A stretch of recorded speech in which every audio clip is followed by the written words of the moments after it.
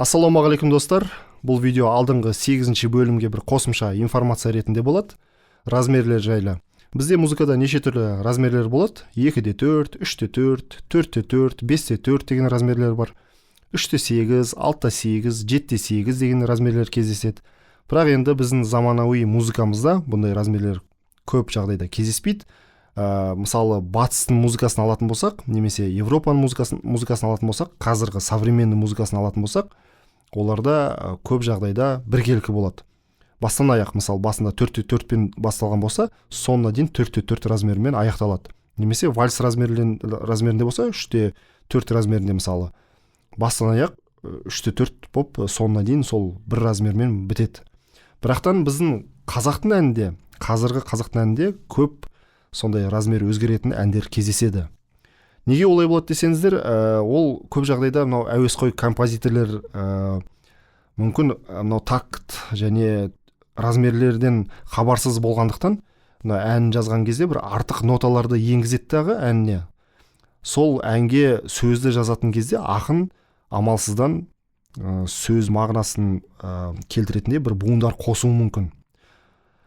Сол жағдайда аранжировщикке сондай ән түскен кезде амалсыздан аранжировщик размерін бұзады.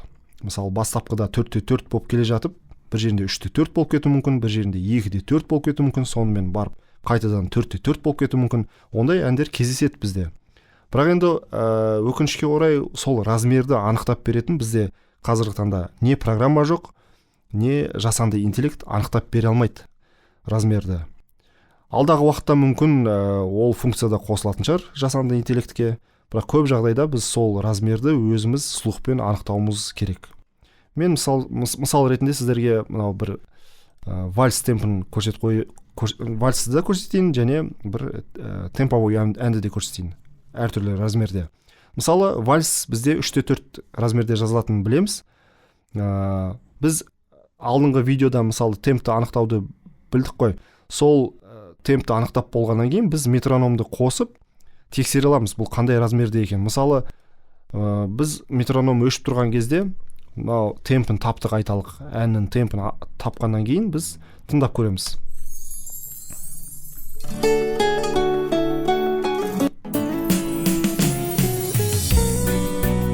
Одан санаймыз. Раз, два, три, раз, два, три, раз, два, три. Біз бұны 4-4-ке санай алмаймыз. Мысалы үшін бізде мына жерде 4-4 деп размерді өзгертіп қойық. Мысалы үшін бастапқы біз көз жеткізіп алайық 3-4 екеніне. Раз, два, три. Енді айталық бұл 4-4-те тұрсын. Енді біз 4-4-ке қойып көрейік. Енді метрономымызды қосып көреміз.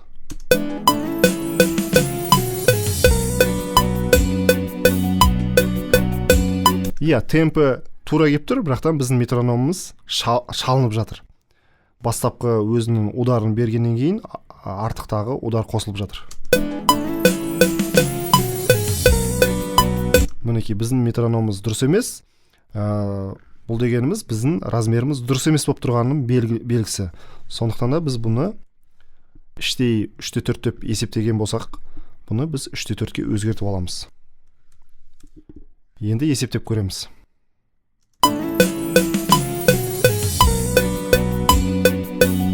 Мінекей бізде тура келді 3-4-ке. Енді қараңыздар, бұл жерде бір алдамшы мынандай бір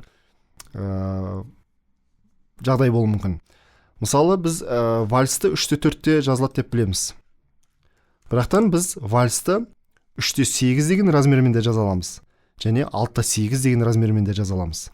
Қараңыздар, бізде мынау әніміз мысалы 3-4-те болып тұр. Метрономымыз тура анықтап тұр.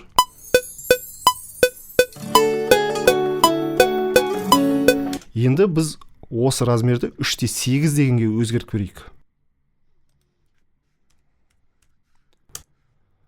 Бірақтан біз темпін 2-ге бөлеміз. Мысалы бізде 166 деген темпті көрсетіп тұрса, біз бұны 2-ге бөлсек 83 болады.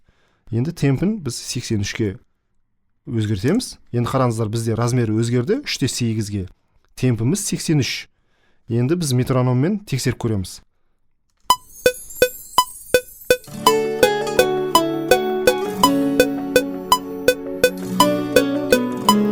Көрдіңіздер ма достар, 3-8 де біз вальсті жаза аламыз.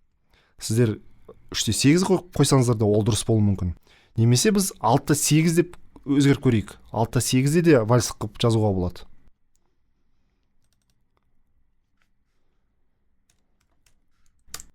Мінекей 6-8-ге өзгерттік. Енді біздің метрономымыз қосылып тексеріп көреміз.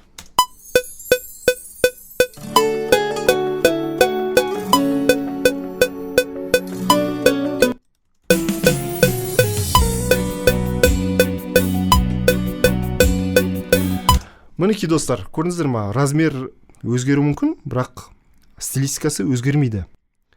Жалпы бұл размерлер не үшін керек? Бұл енді профессиональный композиторлар, жаңағы композицияда оқып жатқан, консерваторияда оқып жатқан, олар өздерінің бір әндерін жазып жатқан кезде артикуляция деген болады. Нотаның артикуляциясы, соның характерін ашу үшін, характерін беру үшін осы размерлер қолданады. Және сол бір тактың ішінде қанша нота жазылады, сол нотаға байланысты осы размерлер жазады. Енді бұның барлығына жаңағы мен айтқандағыдай тоқтамақ қоямыз, өйткені бұл өте ауқымды информация. Уақыт келе бұның барлығын сіздер түсіне бастайсыздар, үйренесіздер. Енді қараңыздар, алдамшы размер болуы мүмкін. Мысалы, біз вальсті 3-4-те немесе 3-8-де, 6-8-де жазылатын білдік. Енді осы вальс темпті біз 4-4 деген размермен де жаза аламыз. Ондай да жағдай кездеседі. Мысалы, бір аранжировканы ашып көрсетейін сіздерге.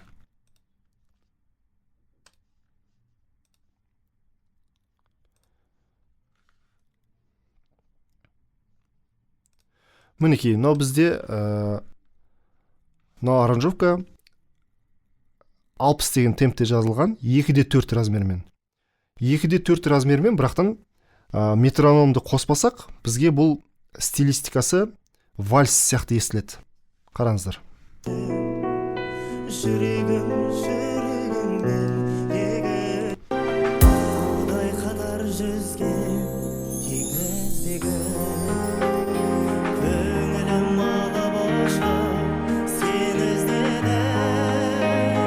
Раз, два, три, раз, два, три, раз, два, три, раз, два, три. Неге бұлай болды десеңіздер, біз бұл жерде мынау 2-4 болып жазылғанымен, немесе 4-4 деп де жазылуы мүмкін. Бірақтан мына жерде, жоғары жақта нота көрсетілген жерде триплет деген ноталар бар. Триплет деген музыкалық терминмен алатын болсақ, бұл триольный нота дейді. Бізде бір төрттіктің ішінде, 1-ге 2-ге деп саналса, бір төрттіктің ішінде 3 нота болады. Ол триольный ноталар. Сол ноталарды қолдана отырып, аранжировщиктер осылай вальс қылып жазу мүмкін. Біз тыңдаған кезде вальс сияқты естілуі мүмкін, бірақтан размері 2-4. Мысалы, қазір метроном қосып көрейік.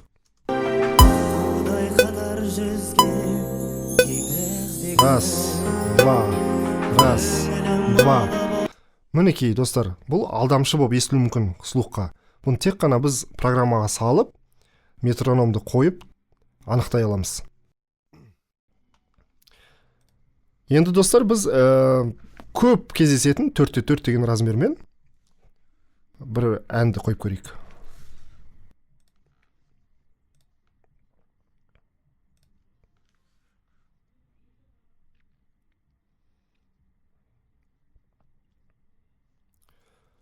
Мысал үшін, мынау бір әнді біз қойып көрейік. Бұның размері бізде 4-4, темпі 115. Енді метрономмен тексеріп көрейік. Мысалы, алдыңғы видеодағыдай, мысалы, жасанды интеллектпен сіздер темпін анықтап болғаннан кейін, программаға салғаннан кейін темпін жазасыздар. 4-4 па, немесе 3-4 па размерін қойып біле аласыздар. Жалпы метрономды қойған кезде, мысалы, 4-4 размермен, мысалы, біз қазір қойып көрейік. Мына 4-4 размерінде тұр. Біз метрономды, жай ғана метрономды қосып көреміз.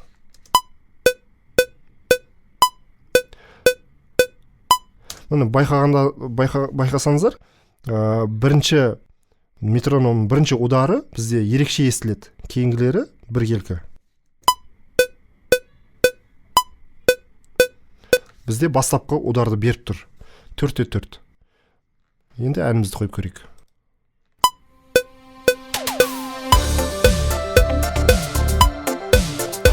Мінекей, енді біз бұны 3/4-ке қойып көрейік. Сонда не болатынын көрейік.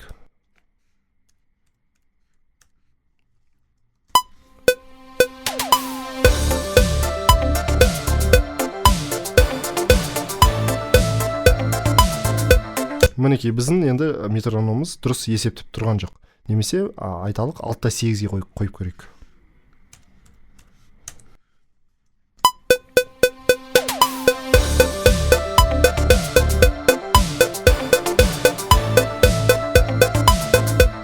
Бізде темпіміз тура тұрғаннан кейін біздің метрономымыз тура есептеп тұр, бірақтан бастапқы өзінің ударын беріп тұрған жоқ. Бізде сильный доля деген болады музыкада. Сол сильный долясын есептей алмай жатыр, шалынып жатыр метрономымыз. Сондықтан да біз бұл 4/4 екенін слухпен біле аламыз.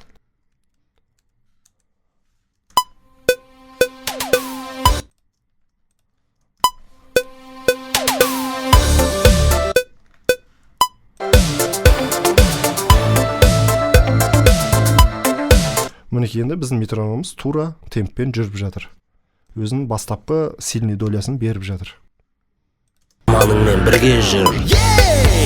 Алға қара, алға ұмтыл, тұрма оңға қара, жеңесің тұрмында сол. Осындай достар, жалпы размер деген бізге не үшін қажет? Кейбір біздің плагиндарымыз, мысалы Delay деген плагин, жан-жаққа лақтыратын, солға, оң каналға лақтыратын плагиндарымыз осы размермен тікелей жұмыс жасайды. Мысалы 4/4 болып тұрма, біздің мысалы мынау Delay'imiz міне 1/4 деген нотамен есептеп лақтырып жатыр әр каналға.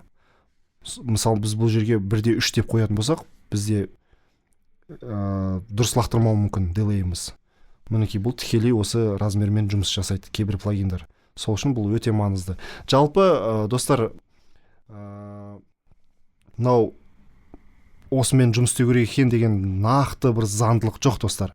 Мысалы бастапқы этапта бір запись жазып жүрген болсаңыздар, тек қана дауыс жазып өңдеп жүрген болсаңыздар, размерге бағындырмай да сол дауысты өңдеп жасап жүруге болады. Бірақ уақыт өте келе сіздер түсіне бастайсыздар, анықтай бастайсыздар. Мынау ән 4/4-те жазылған екен ғой, мынау ән 3/4-те жазылған екен ғой деп анықтай біле бастайсыздар.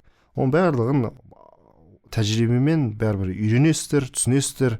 Сондықтан да еш мұнаймаңыздар. Егерде тек қана енді бастап жатқан болсаңыздар, қорқатын еш темесі жоқ достар. Тек қана мен сіздерге бір ақыл кеңесім, егерде уақыттарыңыз болып жатса, ыңғайларыңызға қарай интернеттен көріп үйренсеңіздер болады осы размерлер жайлы. Бұл енді сольфеджио сабағының тікелей бастапқы бір этаптарында өтетін бір мағлұмат. Сондықтан да уақыттарыңыз болып жатса, міндетті түрде осыны интернеттен біліп алыңыздар, немесе бір музыкалық мектепте оқып жүрген болсаңыздар, немесе музыкальный колледжде, бір мекемеде жұмыс істеп жүрген болсаңыздар, бір таныстарыңыз, досыңыз музыкант болса, осыны біліп алуға тырысыңыздар достар. Өйткені алдағы уақытта тікелей аранжировка жазғым келеді, аранжировка үйренгім келеді десеңіздер, осы сіздерге өте қажет болады достар. Сондай достар, осы видеоны зер салып тыңдаған болсаңыздар, барлықтарыңызға алғысым шексіз. Астына лайк қойып қойыңыздар, астына кез келген қызықтыратын сіздерге сұрақтар бойынша комментарий жаза беріңіздер. Осы студияға қызығып жүрген таныстарыңыз, достарыңыз болса, кеңес ретінде осы мен каналыма тіркеліп қоятындай бір көрсетсеңіздер болады достар. Барлықтарыңызға алғысым шексіз, аман сау болыңыздар.